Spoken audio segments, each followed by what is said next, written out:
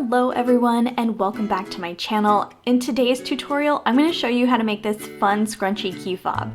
It's beginner friendly, a great scrap buster, and a cute way to keep your keys handy.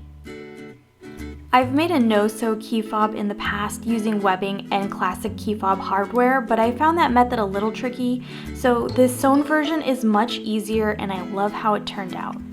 To make your own, here are the supplies you'll need.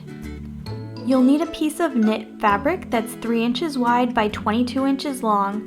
You can also use a woven cotton if you like, but I found the knit made it look more like a scrunchie. A 9-inch piece of either 3/4 inch or 1 inch wide elastic. If you decide to use a woven fabric for this project, then I highly recommend using the 3/4 inch wide elastic instead of the 1 inch wide. Scissors or a rotary cutter, an acrylic ruler and a self-healing cutting mat, sewing pins and sewing clips.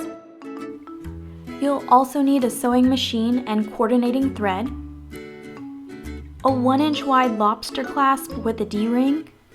I purchased mine on Amazon. I'll link them down below in the description box as well as in my Amazon storefront.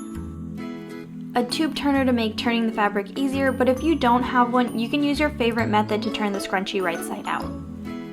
And a safety pin or bodkin to help thread the elastic. I'll have the links to the tools and supplies I used in my Amazon storefront, which you can find in the description box below. For step number 1, we're going to start by folding our fabric in half lengthwise, right sides together. Pin or clip along the long edge, but leave about 1.5 inches unpinned at each short end. We'll need that part open for later. Next, we're going to sew the long edge using a 1/4 inch seam allowance to make a tube. Remember, we're going to leave 1.5 inches at each end unsewn. Be sure to backstitch when you start and stop your stitching.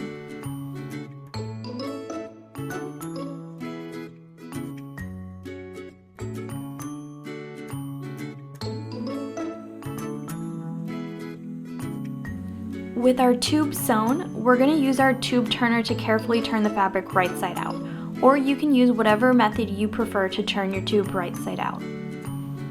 With our fabric right side out, we're now going to feed our elastic through the tube, using a safety pin or a bodkin if you have one. Make sure your elastic doesn't twist as you feed it through, and be sure to secure the end of your elastic with either a safety pin at one end of your project or by holding it in your hands.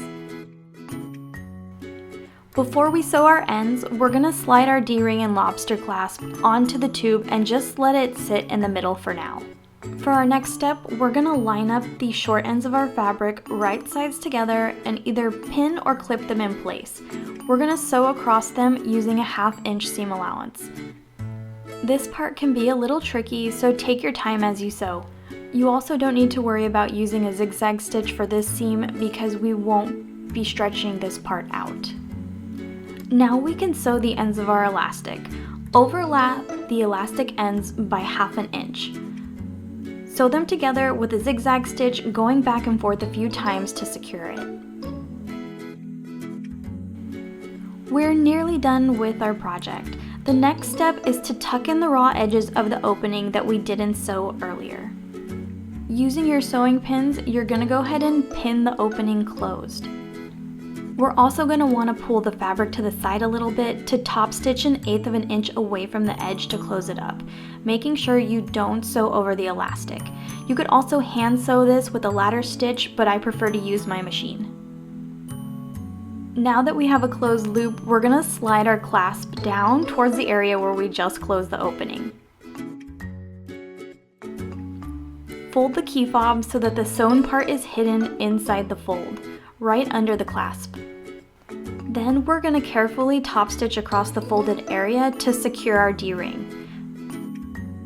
Since this project is so bulky, you might want to start sewing in the center and then go forward and back stitch to secure everything. Also, go slowly because you don't want to hit your hardware and break a needle. And that's it! Your project is now complete.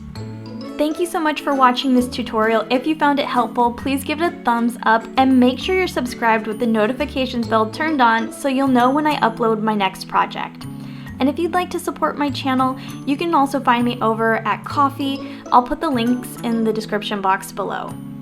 Thank you again for watching and sewing with me today. I hope you enjoyed yourself. Until next time, happy sewing!